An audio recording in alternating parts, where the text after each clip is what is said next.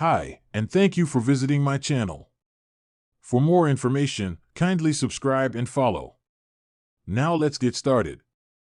The Bloodline is the most dominant faction in WWE history.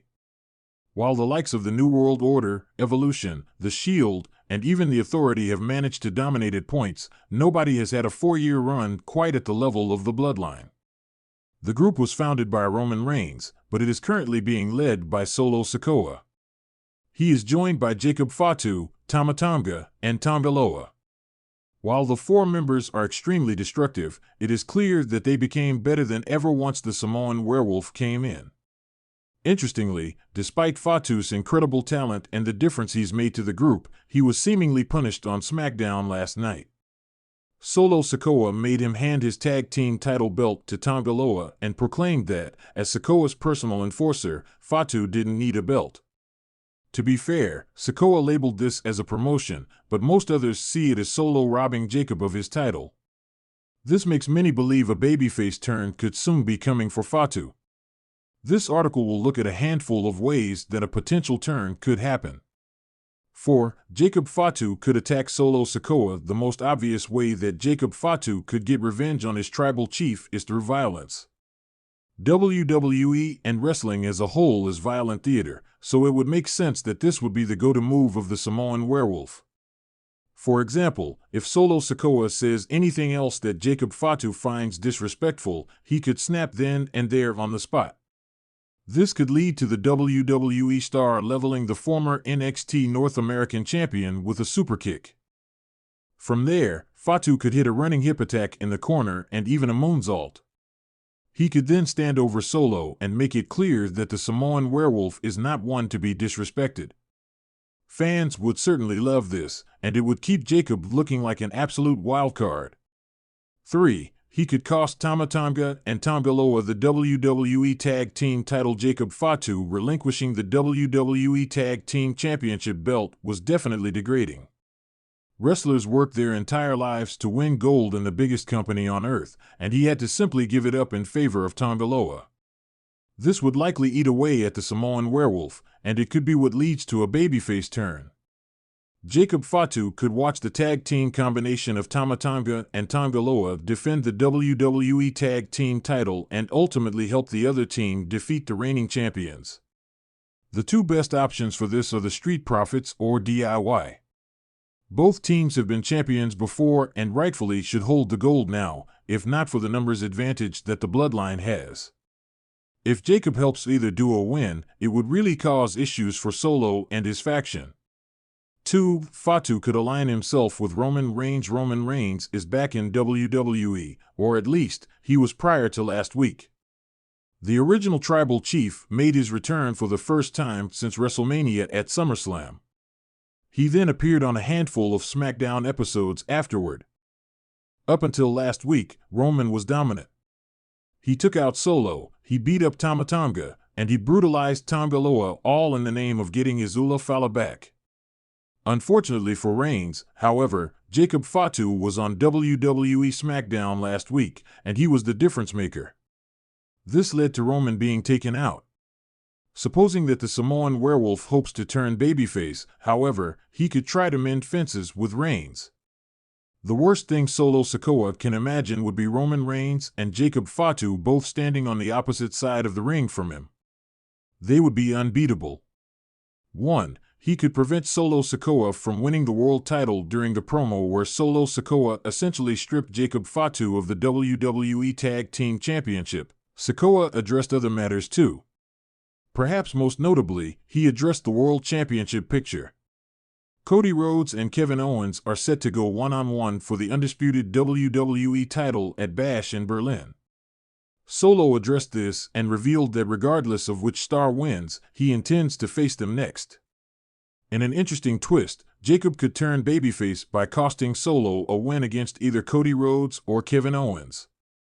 He could prevent Tama Tonga and Tonga Loa from interfering or even attack Sikoa behind the referee's back. This would be a great way to turn babyface and potentially earn respect from other beloved stars on the brand. Massive swerve, Roman Reigns interrupts world title match. WWE SmackDown was electric, the tension palpable as the arena buzzed with anticipation for the main event, a world title match between the reigning champion, Seth Rollins, and the unstoppable force, Gunther. Both men had everything to prove, and the WWE Universe was on the edge of their seats.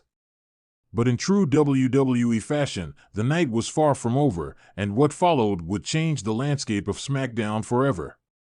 As the match reached its climax, with both competitors barely standing, the familiar sound of Roman Reigns' theme music blared through the speakers. The tribal chief, who had been absent from WWE programming for weeks, walked out to the stage with a cold, calculating expression. The crowd erupted in a mix of boos and cheers, uncertain of what Reigns' intentions were. He slowly made his way to the ring, all eyes on him, as he signaled for the match to stop. Reigns climbed into the ring and grabbed a microphone. "This," he said, gesturing to Rollins and Gunther, "this is nothing without me. The tribal chief is the real champion. This is my island, and everyone else is just living on it." He turned to Rollins, his former Shield brother, and then to Gunther, his expression unreadable. In a shocking turn of events, Reigns unleashed a brutal attack on both Rollins and Gunther, laying them out with thunderous spears and Superman punches. The crowd was stunned into silence as Reigns stood tall, his presence overwhelming. But just as he was about to claim the title for himself, the lights in the arena dimmed, and a mysterious figure appeared on the stage. It was Jacob Fatu, a man who had been making waves in the wrestling world and who had recently debuted on SmackDown as part of the Bloodline. 4 ways Jacob Fatu can turn babyface following WWE SmackDown 1. Confronting Roman Reigns, a showdown of family ***. The moment Jacob Fatu appeared on the stage, the atmosphere shifted. Fatu, a member of the storied Anoa'i wrestling dynasty, walked down the ramp with a purpose, his eyes locked on Roman Reigns. The tension between the two was palpable. This wasn't just about titles or dominance, but about family, respect, and legacy. As Fatu entered the ring, the two men stood face to face, the WWE Universe holding its breath. Reigns, still reeling from his ambush on Rollins and Gunther, sneered at his cousin, dismissing him as nothing more than another pawn in his game. But Fatu was different.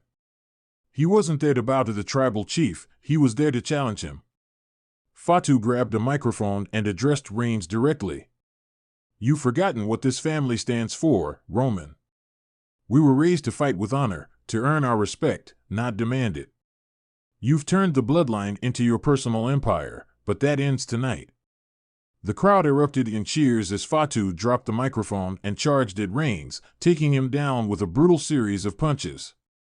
The WWE Universe had never seen Reigns manhandled like this before, and it was clear that Fatu wasn't just another challenger, he was the man who could finally stand up to the tribal chief. This confrontation would set the stage for a babyface turn, with Fatu emerging as the hero willing to take on the tyrant that Reigns had become. 2. Breaking away from the bloodline, a declaration of independence ***. Following the confrontation, Roman Reigns would undoubtedly demand that Fatu fall in line, just as the rest of the bloodline had done. But Fatu, unwilling to compromise his principles, would refuse. In a backstage segment, Reigns could confront Fatu, flanked by Sikoa and the Usos, demanding loyalty.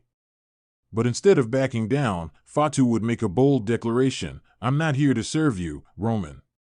I'm here to fight for what's right.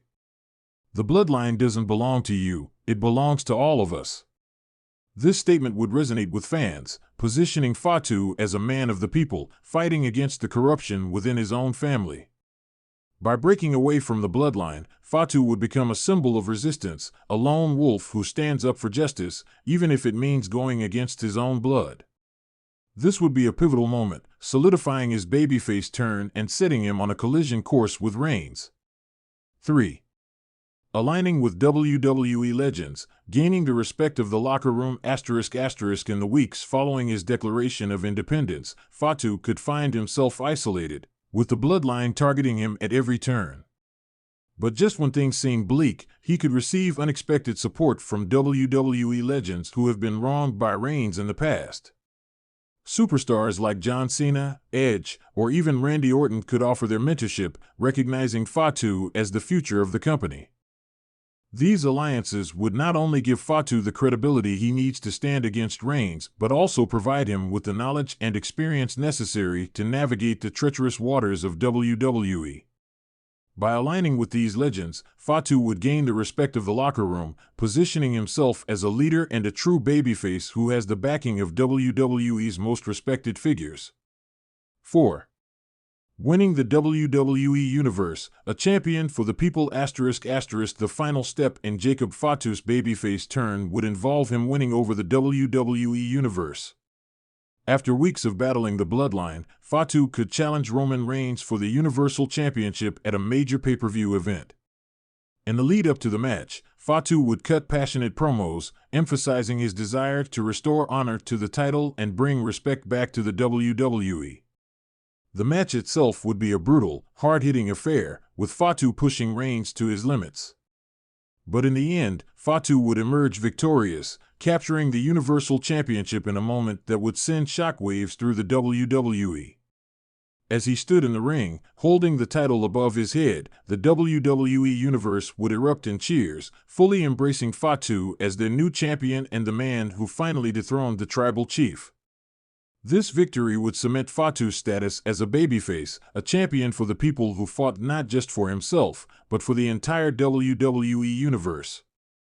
With the title around his waist, Fatu would usher in a new era on SmackDown, one where respect and honor reign supreme, and where the Bloodline's grip on WWE has finally been broken. Conclusion: Roman Reigns' massive swerve at WWE SmackDown and the subsequent confrontation with Jacob Fatu would set the stage for one of the most compelling storylines in recent memory. With Fatu turning babyface in the process, WWE would have a new hero to rally behind, a man who could stand up to the tribal chief and restore honor to the company. Fatu's journey from Bloodline member to Universal Champion would be one for the ages, a story of family, betrayal, and redemption that would captivate the WWE Universe. WWE to introduce a third Bloodline, Roman Reigns vs. Solo Sikoa, postponed until 2025? For predictions for the Bloodline following SmackDown, the Bloodline was embarrassed by Roman Reigns following his return, but Jacob Fatu's involvement helped the faction take out the original tribal chief. On the latest episode of SmackDown, Solo Sikoa promoted Jacob Fatu for his actions by taking the WWE Tag Team Championship away from him and giving it to Tanga Loa. The Samoan Werewolf will be focused on being Sikoa's personal enforcer going forward, but he did not look too happy about relinquishing the title. So, without further ado, let's take a look at what could happen next with the Bloodline, following the events on SmackDown. 4. Jacob Fatu betrays Solo Sikoa and forms the Bloodline 3.0. Solo Sikoa has been very dependent on Jacob Fatu since the Samoan Werewolf debuted in WWE. He ambushed Cody Rhodes, Kevin Owens, and Randy Orton all by himself on the night he showed up in the Stamford-based promotion. Also, the Bloodline was only able to take out Roman Reigns because of him. The Samoan Werewolf may gradually realize that Sikoa is not a powerful tribal chief and decide to stab him in the back. After all, Fatu is the one who has been carrying the Bloodline on his back. He may decide to leave the new Bloodline after the group loses a potential War Games match to Roman Reigns' Bloodline at Survivor Series later this year. Jacob Fatu had teamed up with Zilla Fatu, the son of WWE legend Umaga, on the independent wrestling circuit, so he could bring his cousin to join his Bloodline. There are a lot of other wrestlers, like Lance Anoa'i and Jacob's brother Journey, who could also ally with him.